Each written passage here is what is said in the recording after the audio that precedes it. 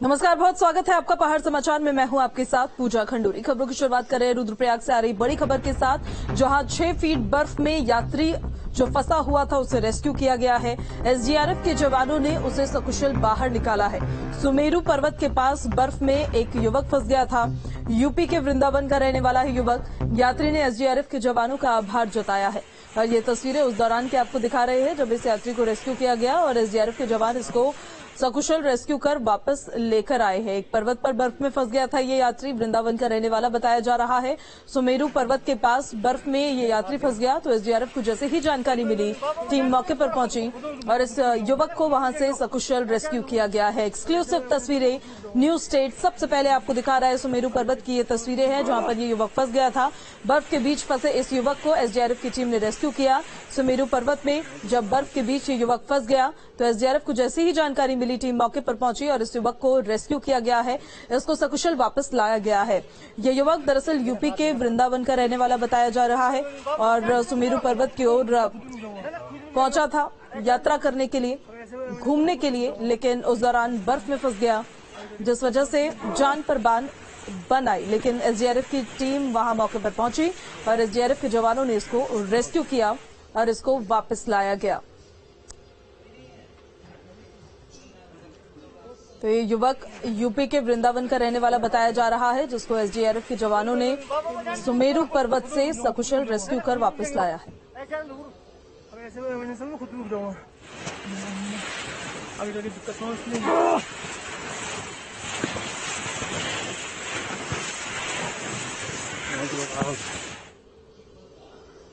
खबर चमोली से है जहां खराब मौसम से हेमकुंड साहिब की यात्रा बाधित हो रही है। दरअसल बारिश और बर्फबारी से 2 दिन से यात्रा रुकी हुई है। अधिकारी ट्रस्ट के पदाधिकारियों ने जायजा लिया है।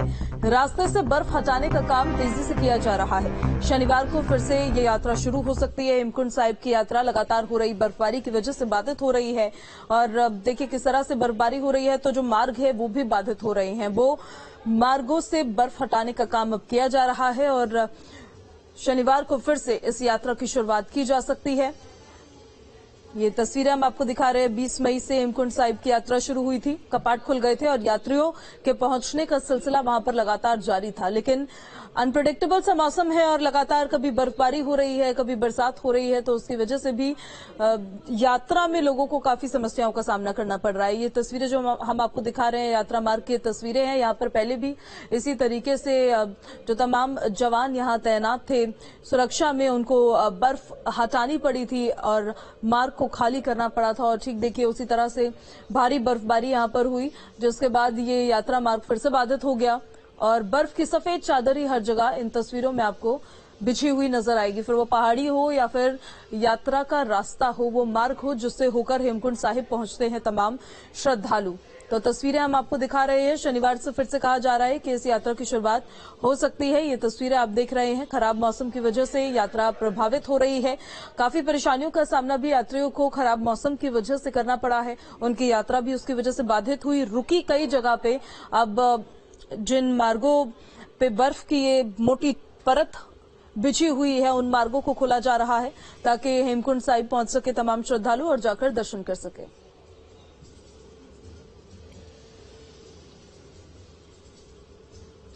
केदारनाथ धाम में मौसम लगातार करवटें बदल रहा है। मौसम विभाग ने केदारनाथ धाम में बर्फबारी और निचले क्षेत्रों में बारिश की चेतावनी जारी की है। हालांकि मौसम साफ है और केदारनाथ धाम में दर्शन के लिए भक्तों का तांता लगा हुआ है। बीते करीब 15,000 से ज्यादा तीर्थयात्री केदारनाथ भेजे गए हैं जो वहां पहुंचकर दर्शन कर रहे हैं।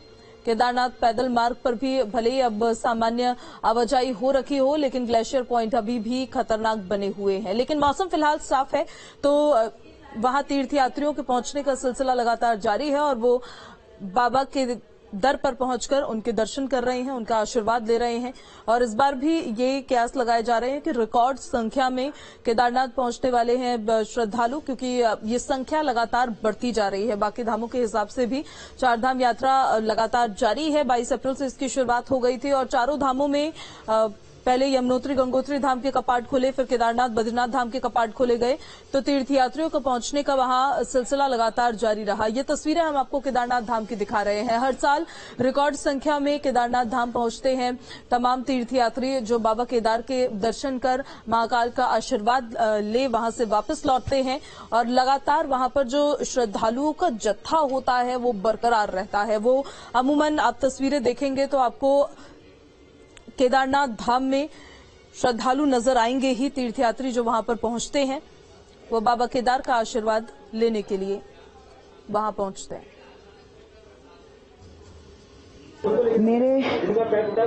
अचानक मेरे फैमिली से डिस्कनेक्ट हो गई थी। मैं और मेरी बेटी को लेकर पिट्ठू में आ रहे थे। अचानक इतनी बारिश हो गई कि मेरे बेटी और मेरे सारे कपड़े भीग गए और मेरे बेटी को हाथ पांव जम गए थे। केदारनाथ पैदल मार्ग पर भले ही अब सामान्य आवाजाही हो रही हो, लेकिन ग्लेशियर पॉइंट अभी भी खतरनाक बने हुए हैं। इन ग्लेशियर पॉइंट्स पर बेहद सावधानी से कदम रखने पड़ रहे हैं। यात्रियों की सहायता में एनडीआरएफ और एसडीआरएफ के जवान मुस्तैद हैं। ग्लेशियर वाले स्थानों पर बर्फ कठोर हो चुकी है और फिसलन अधिक हो गई है। प्रशासन की ओर से यात्रियों की सुरक्षा के लिए यहां पर हर समय सुरक्षा के लिए जवानों को तैनात किया गया है। चारधाम यात्रा में जवान देवदूत की भूमिका निभाते हुए नजर आ रहे हैं। तो यात्रियों की मदद के लिए जवानों की तैनाती की गई है ग्लेशियर पॉइंट्स पर, क्योंकि खतरा लगातार बरकरार है। मौसम तो साफ हो गया है, लेकिन ग्लेशियर पॉइंट्स पे खतरा होने की वजह से जवानों की तैनाती की गई है। जो तमाम तीर्थयात्री वहां पहुंच रहे हैं उनकी सहायता करने के लिए, खास करके बुजुर्गों की सहायता करने के लिए वहां पर जवानों की लगातार तैनाती की गई है। प्रशासन ने भी इस बार चारधाम यात्रा को लेकर पुख्ता तैयारियां की थी। लगातार मॉनिटरिंग की गई, मॉक ड्रिल की गई। खुद सीएम पुष्कर सिंह धामी ने इस पूरी यात्रा की तैयारियों पर नजर रखी हुई थी। वो लगातार मॉनिटर कर रहे थे, तो हर वक्त वहां पर सुरक्षा में तैनात और मुस्तैद नजर आ रहे हैं जवान, जो लगातार तीर्थयात्रियों की सहायता कर रहे हैं। क्योंकि केदारनाथ पहुंचने के लिए ये जो रास्ता होता है, ये मार्ग बेहद कठिन होता है, और उसी के चलते वहां पर जवानों की तैनाती है ताकि वो लोगों की सहायता कर सके।